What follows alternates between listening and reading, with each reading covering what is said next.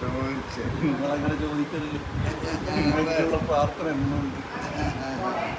നിങ്ങൾക്ക് കാരണം നിങ്ങൾ പൂർണ്ണ ആരോഗ്യവാനായി ഇനി ഒരുപാട് വർഷം നമ്മളോടൊപ്പം വേണം. ഇപ്പോൾ കുറുക്ക സിനിമ ഉഷാറായില്ലേ?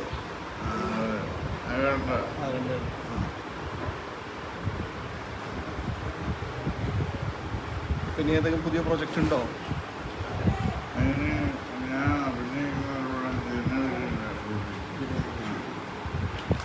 നിങ്ങൾ വരത്തില്ലേ? ചെമ്പാട് വരത്തില്ലേ? മുകേഷ് ഏട്ടനിലുള്ളതാ.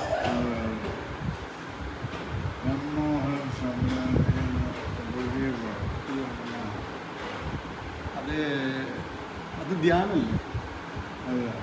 പിന്നെ ഇതാണ്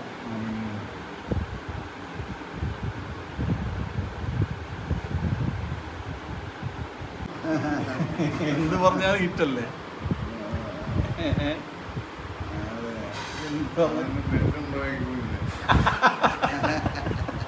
അധികം ഇങ്ങളെ ട്രോളാണ്. നിങ്ങളെ പറഞ്ഞിട്ട റീച്ച് ഉണ്ടാക്കുന്നു.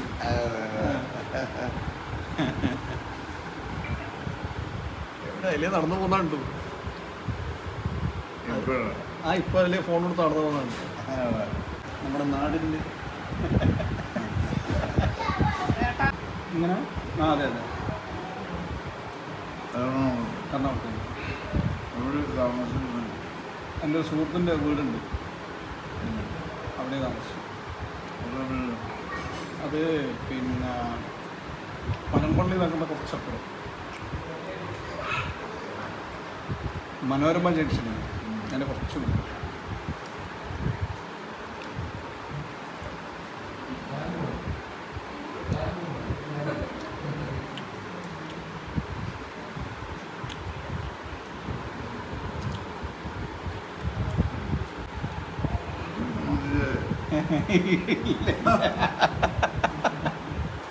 ഇങ്ങനെ അങ്ങനെ പറയില്ല. എനിക്ക് ഡാൻസൊക്കെ വേണ്ട. ആ മരം ഇപ്പോൾ അവിടെ ഉണ്ടെന്ന് തോന്നുന്നല്ലേ? അയാൾമരം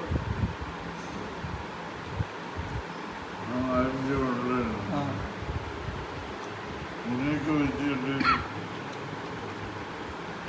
മനസ്സിലായോ?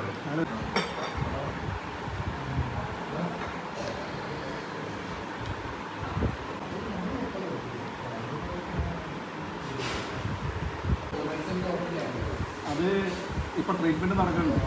അതൊരു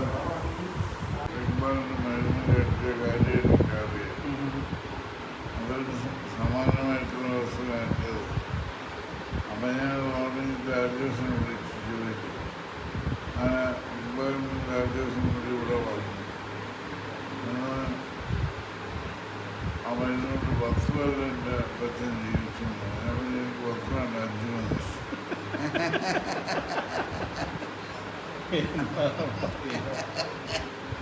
നമ്മള് അധികം മോഹം പാടില്ല, പകുതി മതി.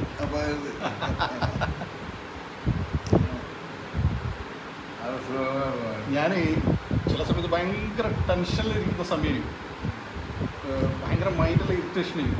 അപ്പോൾ അന്നേരം ഞാൻ ജസ്റ്റ് എന്താ യൂട്യൂബ് കൊടുത്ത് നിങ്ങളെ ഇൻ്റർവ്യൂ നടത്തും, മൈൻഡിലങ്ങ് ക്ലിയർ ആയി. ഇങ്ങനെ ഞാനൊരു ഡോക്ടറാണ്. അതെ,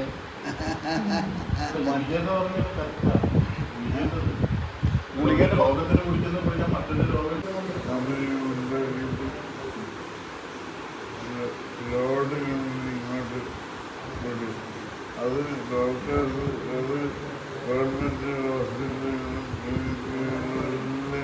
വെറുതെ കൊണ്ടുപോയിരുന്നു. ഡോക്ടർമാർ വെറുതെ കൊടുക്കുന്ന മരുന്നില്ല, ഗവൺമെൻറ്റിൻ്റെ ആ കൂടുതൽ ഒന്ന് കഴിച്ചെന്നാണ്. അങ്ങനെ പൈസ ഉണ്ടായിരുന്നു. എന്നിട്ട് കാര്യമില്ല, ഒരു കാര്യമില്ല. നമുക്ക് എപ്പോഴും ഈ ലോകത്ത് സ്ഥിരതാമസക്കാരല്ലല്ലോ. എന്തായാലും ഒരു ദിവസം പോകണ്ടേ? എൻ്റെ മുന്നിലും നിങ്ങളുടെ മുന്നിലെല്ലാം മരണമുണ്ട് അല്ലേ? അപ്പോൾ നമ്മൾ കുറച്ചൊരു കാരുണ്യം നമ്മുടെ മനസ്സിലുണ്ടാവണം. അതല്ലെങ്കിൽ ഈ ലോകത്ത് അനുഭവിച്ചേ പോകും. ഒരുപാട് ആളുകളൊക്കെ ഉണ്ട്.